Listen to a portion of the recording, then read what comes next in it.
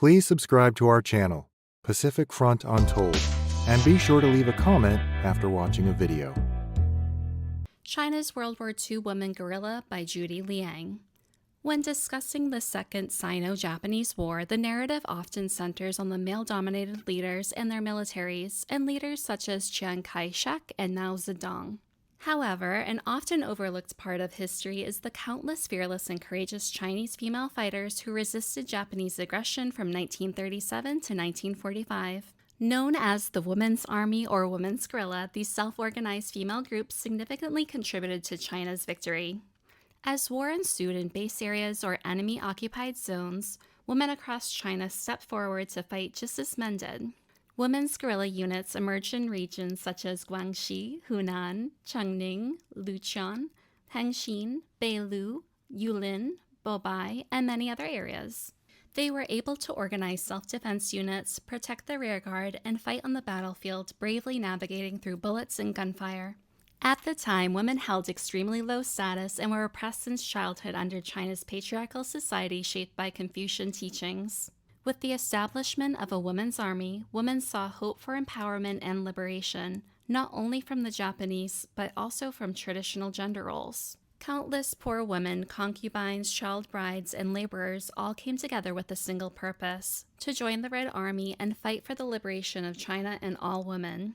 These women symbolically cut off their long braids, removed their jewelry, and donned military uniforms with armbands bearing the characters Red Army. Many under the age of 20 took up dangerous weapons and stood as a symbol of women's bravery.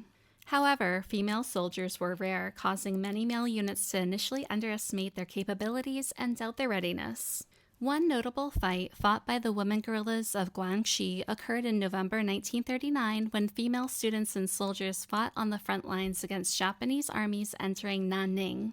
These women organized mass retreats, sabotaged highways, and rescued the wounded. Additionally, the Provincial New Movement Women's Committee of Nanning, a gender equality group founded in 1925, organized wartime task forces and service teams to rescue wounded soldiers.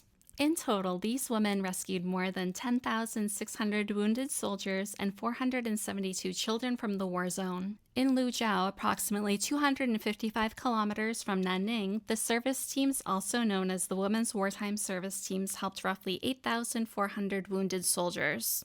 Another prominent contribution from the Guangxi women guerrillas was during the Battle of Kunlun Pass. On the front lines, female student soldiers cooperated with anti-Japanese aggression groups to distribute anti-enemy propaganda and encourage war efforts. They served as translators for the thousands of troops traveling from southern Guangxi to the northern province of Guinan, mediated civilian disputes, and ensured the delivery of supplies. To slow Japanese advances, many female student soldiers also destroyed roads and bridges while also transporting supplies, digging trenches, building fortifications, and rescuing Chinese soldiers.